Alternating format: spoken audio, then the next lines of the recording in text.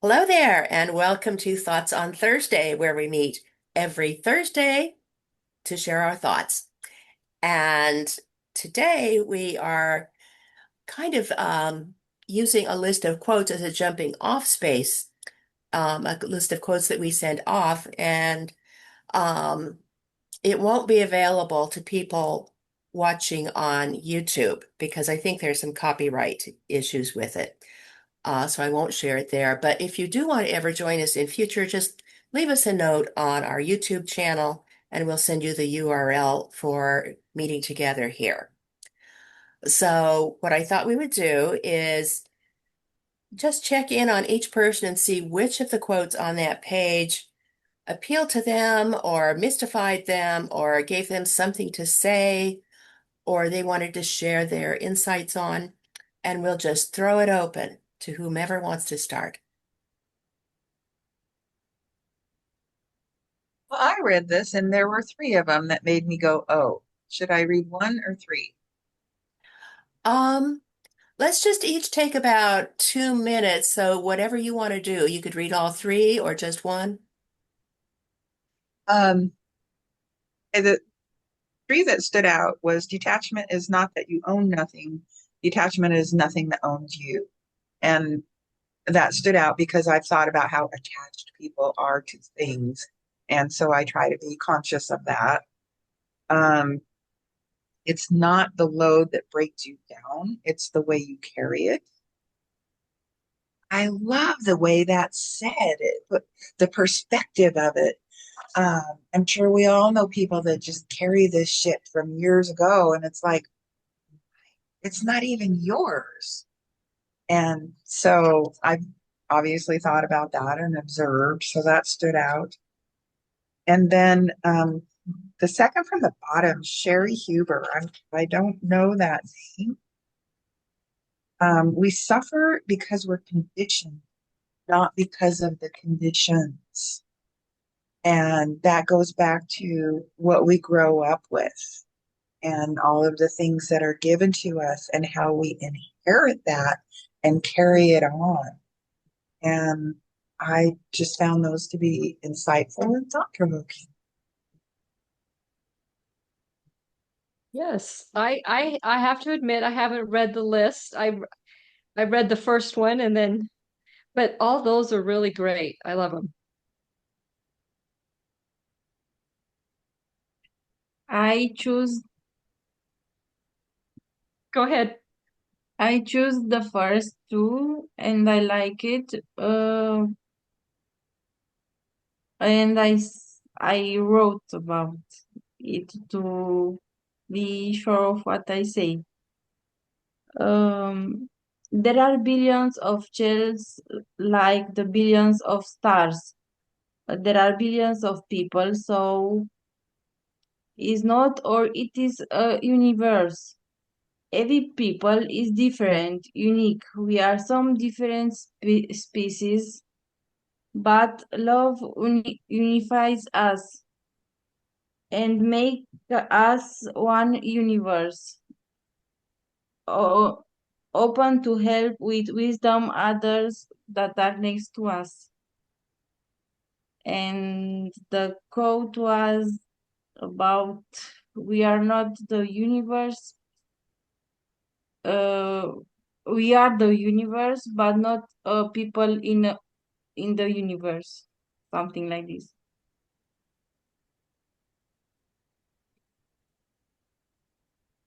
I don't know. I say it a lot, but Chelsea, what you thought about? What's your thing? I like that. We are a body. We're a body. We're a body of being. Yeah, like billions of shells, I said. Mhm. And yeah, I like that, Anka. yes, I thought that was beautifully written. It was very nice. Thank you for sharing. yeah, with pleasure. Louis Therese, I think your hand was up. Actually, greeting. I think I've mentioned to you but all of them are absolutely profound topics. And everyone I can say something about, but I would sit back and listen and enjoy the other people's experience and things like that. As I say, they are all so profound. As I say, much too much for too little time. I agree. Yeah. Well, I'm glad I sent them out a day early. Yeah, Barb. Hi there. Yeah, I agree with you, Louis Trace. They're all great. I love them. And in fact, when I saw them yesterday, I thought of all of us, and which is why I sent them to Mary and said, yeah, let's do something with these. And Mary had the great idea of sending them out and having everybody pick one. So I love that. The one I chose, and like Billy, I probably could have chosen a number, but the one I chose was the one that says something to the degree of, it's not about trying harder, it's about resisting less. And to me, that's it. It's the key. So anyway, that's my share. Yeah. Yep. I have the list in my hand here, and I like this one. Silence is the language of God. All else is poor translation by Rumi. And I like to think of it as, God being translated to different words, but also silence is the language of being, and all else is poor translation. And the poor translation is just where so much of our daily activity is going on, and we take it so seriously, but really it just really is up to a myriad amount of different translations depending on. But it also made me think about how silence is something I'm comfortable with as I've gotten older. And like back graduated high school age, if you were talking or you were amongst people and you were just kind of in a moment of silence, it was always never really thought of as a good thing. But I've really gotten to appreciate silence. Yeah. We'll do, Barb, will you be commenting on Chelsea? Okay, and then we'll go to Cecilia. Oh, okay. Yeah. Thanks, Cecilia. Yeah, I was actually looking at the list and thinking about what Chelsea was saying, and saw the one at the very bottom, which goes with it beautifully. Silence is a living force. Silence is the only reality. Behind all noise and sound is silence, your innermost soul. And so, yeah, I love these. I'd like to actually thank my friend Katina for them. And yeah, I think to me that one about just letting go of resistance is but anyway, I think I made my point. Thank you. Yeah, Cecilia. Yeah, thank you. Yeah, it's very interesting, these quotes. In fact, I seem to recall I've seen them reworded by various people. I mean, people have done their own interpretations and expressions of them. So it's not such a copyright thing as it is an interpretation thing, because I've seen them many ways rephrased. But the top one, we are not a human experience in the universe. We're not a human experience in the universe. We are the universe experiencing a human. We are the universe experiencing itself. That one, it speaks to me a lot. And I know Abraham Hicks has a different way of saying it, but that's what I completely express and I adore it, because we are creating our own reality. That's the subject, the topic we're in Solomon Speaks. So he said it in a different way as well. But it is powerful, beautiful for me, because it reminds me that when I'm in whatever situation, I'm creating this. So what is it I want to experience from this now? How can I shift it? How can I change it? What would I choose to be part of it? I get to create this. It's all my creation anyway. So what do I want to add to this? What do I want to take away from this? What do I want to leave out or bring in? I am the creator in all of it. So that's my favorite one because it reminds me it's all a big dream, and we are playing in this physical body suit, this costume, and we get to make it what we want. So be joyful if you want to be joyful. If you want to be sad, go for it all the way. Be sad as much as you want. But if you want to have fun, it's your choice. Have fun with it. That's my favorite. Yeah, and it reminds me of A Course in Miracles, where it says a miracle is a shift in perception. We can change the way we see things. I could be loving instead of this, and that would be a miracle. I could be open to a brand new experience instead of resistant, and that is a miracle. So it's funny about the truth. It comes through different sages in different ways. Yeah, Gino. Yeah, I chose we suffer because we're conditioned, not because of the conditions. And first of all, I was thinking of the various reasons, what are the things that we do to ourselves. One is, which I just thought of a little bit ago, is that when something happens to us, people expect us to suffer. They don't want us to suffer, but they expect it. And we kind of take that in, oh, poor me. Yeah, thank you so much, that kind of thing. But also, these things happen because we suffer because of how we're brought up, life experiences, our framing of all of this stuff from the past and even the present, and then repeated framing and thinking about it, and then letting it come to us after 2 years. It's still there. We didn't resolve it in any way. We thought we did, but we didn't.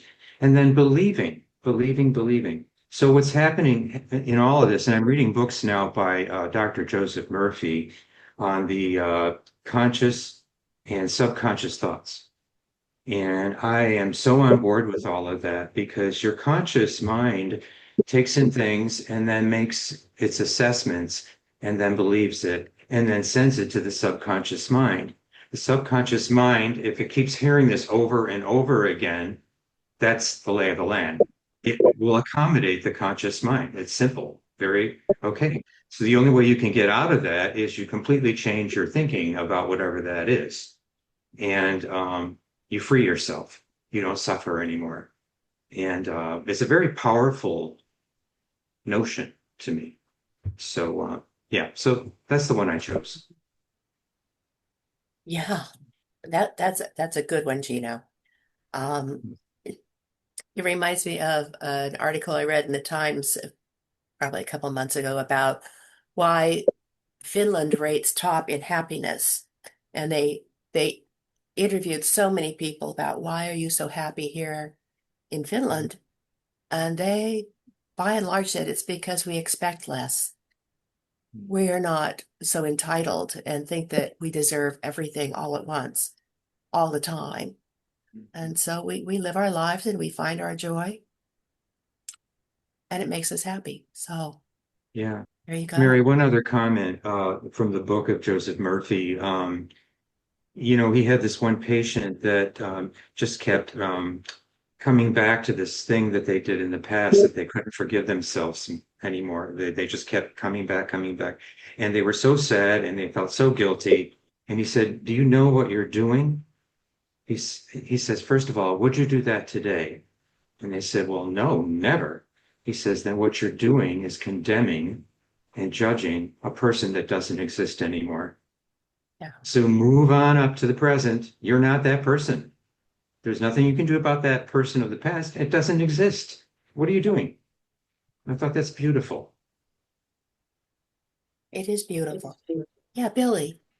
When you spoke, It made me think of a couple of things that I've heard before, and we do tend to relive our experiences and tell our stories over and over again.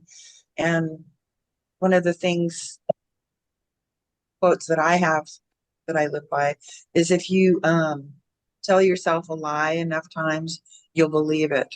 Our subconscious mind doesn't know. So whatever it is that we're listening to, it could be our parents, our peers, the news, whatever. And if they tell you that red is blue, red is blue, red is blue, you're going to believe it if you keep telling yourself a lie. And then also, pattern I've noticed sometimes is if we have been jilted in some way and somebody did something to us, first of all, our reaction is our choice, but we will tell ourselves the story so that we're justified in our anger. And then we'll hold on to it for years because we're justified and they deserve to have our hate. But what that's really doing, destroying ourselves from the inside. Brought those thoughts up for me. Yeah.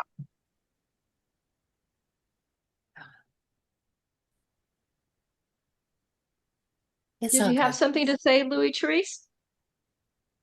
I am very quiet and I listen to all these profound words that is being shared, and that is wonderful for me.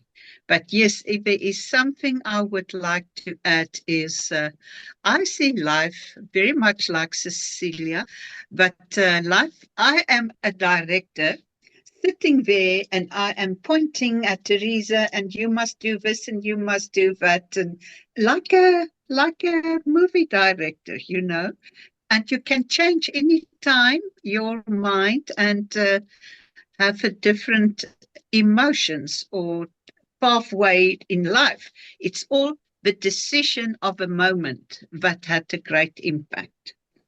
So yeah, I like that Cecilia said the universe is that, and we live in the universe and create it.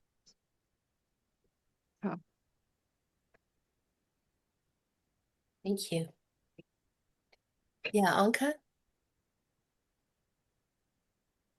I have a question. At 7 quote with detachment is that you don't have anything, but you, I don't know. Billy said that she liked to the quote. I don't understand the meaning of detachment. Detachment. Yeah, it's Yes. like not becoming so involved in something. Like, suppose my neighbors are having a fight, and because I'm listening to it, I choose one side and I root for them, or I choose the other side. Instead of being detached, you stand back and you let that unfold the way it's going to unfold. Yes, I know this, but in the quote, I don't know what does it mean in the quote that you posted. Maybe you could reread the quote, Mary.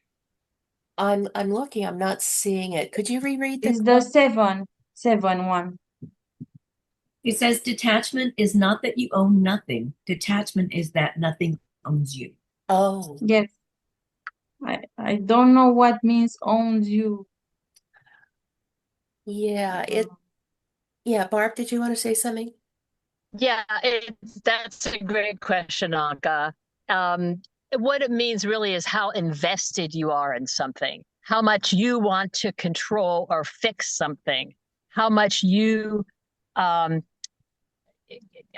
want to have a result, an outcome that you think should be, and having not being detached to that. When the detachment does not control you or own you, then you lower your resistance. You allow things to happen. You're willing to just watch, observe, see how it unfolds, and then take it as it presents itself versus expecting something, or I own this piece of something and I'm never going to get rid of it. even though everything is finite and everything eventually dissolves or changes, I'm going to grab onto this and it's going to be mine no matter what. And that's just not a healthy way to be. Does that make sense? Or maybe Billy, if you want to if you think you want to add something to that, since you brought that up initially, go ahead. Yeah, it kind of goes along with a bit of what I was saying, and I was inferring more to emotions and being attached to emotions. My anger is justified, and so I'm going to hang on to it, and I'm going to keep telling this story to myself or to someone else. And when I realize that, who was it that said, like, that person is in the past, they don't exist anymore? And it's like, oh, so I can separate myself from this. I think a lot of times we own things that are not ours, and I'm thinking again emotionally.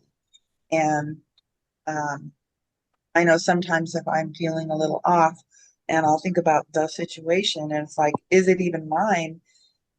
And the answer is yes or no. A lot of times it's no.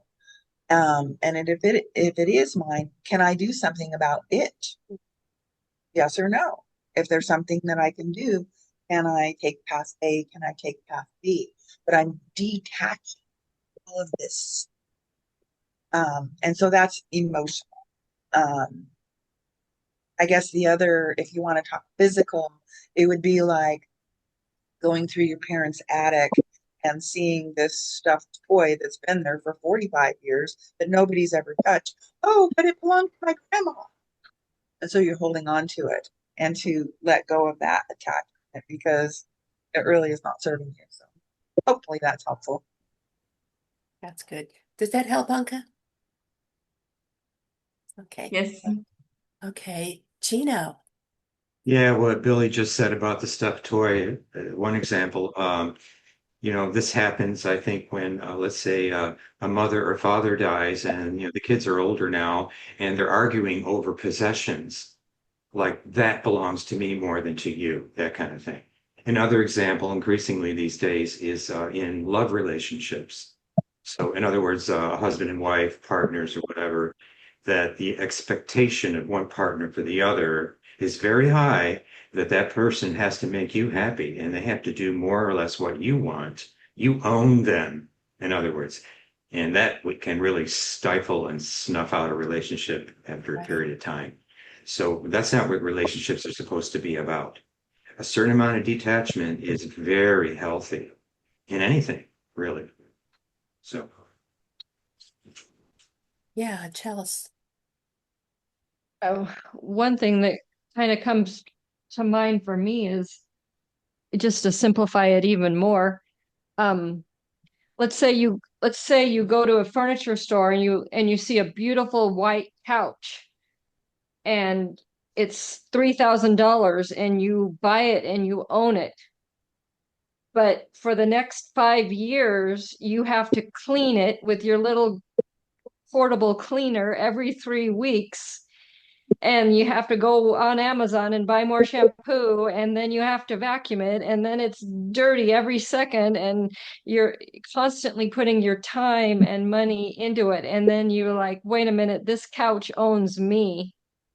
And then it's like, I'm calling the thrift store and they're picking it up. I'm letting it go. It just owned too much of me. I thought I owned it, but it owned me. Right. And going back to what Gino said, sometimes in a love relationship, you realize that that other person, they own me. I'm constantly trying to please them. I'm constantly thinking of what to do next that will make them happy and never, I guess this is confessional.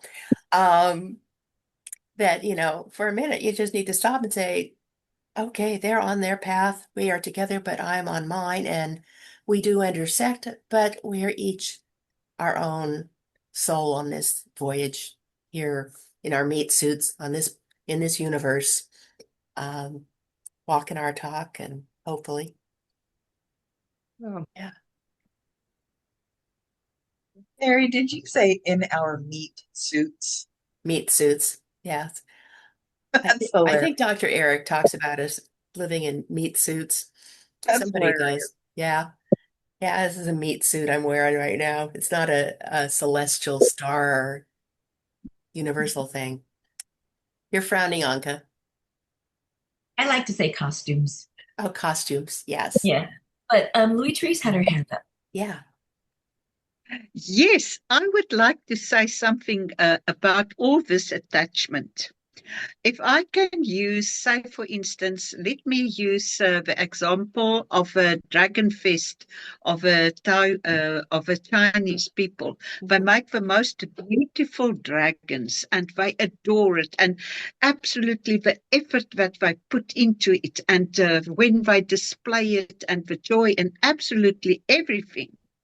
That is absolutely intense. And the next day, when the festival is over, they totally disregard the dragon and they throw it on uh, in the dustbin, and it's done because it belonged to the past. It is today, tomorrow, and yesterday. It is segments, and you can't go back into the past when you are not conscious about what is happening now with you. And exactly the same if you are thinking of a future, you don't live the now. So attachments is things that you have to be very careful. You have to be at the moment. Otherwise, attachments come in and steal your joy of the moment. Mhm. I would like to think about that. Well, I think we're getting some but good topics for the future too. but Attachment. I would say, Chelsea, I've got a couch like that. I don't know if it happens to you, but exactly what you have described happens to me. It was just a carpet. It was horrible. I couldn't wait to get rid of it. It was constant cleaning and everything. Yeah. Yeah. It's true. And when it all boils down to the moment you realize that whatever it is, the situation or the relationship or the attachment owns you, it's the realization, it's the point where you see it, where you see your role in it, and then it's like, oh, okay, make a shift, make a change. Yeah, Louis Go Trace. ahead, Louis Treese. I would like to share something with you people. I love art and statues and everything. And the one time I was at the art gallery and we were absolutely amazing woodwork piece of art. And I was adoring it. And I was walking and looking and sitting and everything. And I was really sad. And I look at the price and I say, how is it possible that it can be so expensive? I just don't have the money. And yes, this thing is just speaking to me. And the next moment, somebody was standing next to me and said, "Excuse me, do you enjoy this sculpture?" I said, "Yeah, it's absolutely out of this world." And so it happens to be the artist. And he said to me, "I want to share something with you. You don't have to buy this sculpture anymore because you have owned it already in your heart. It is now yours. You have owned it. You can let it go." And that had opened a big path in my life for not desiring things, but to owe it and then to let it go. And that was really something that was very profound for me. And the way he was explaining it to me, for yes, it was going to stand in another person's house. They will see it for the first year or so, and then they will walk past it without knowing it. And you will think back of it if you do, and it will always be a wow moment for you because you really own it in your heart. I think that's really profound, Louis Treese. And it when you saw the sculpture and you looked at the price tag and you thought of, you were thinking, your mind was in the future, of owning it. Should I buy it? Where will I put it? But to go back to just like, oh, this is beautiful, and just like be in the beauty of it right there with the sculpture, just right there, and you'll have that forever. Yeah, I love that. It kind of, it just you realize the now moment was so important. Very much, very much. Well, this has been a really good discussion. We'll probably repeat this from time to time, and it just occurred to me, we might try it with different images that we like, or pictures of art, or pieces of music, or lines of poetry, or quotes from our evolved others in our lives. So thank you so much for coming today. We'll get the YouTube up as soon as Barb is back from her vacation on the East Coast. And love you all so much. Bye bye, Thank you. everybody. Thanks.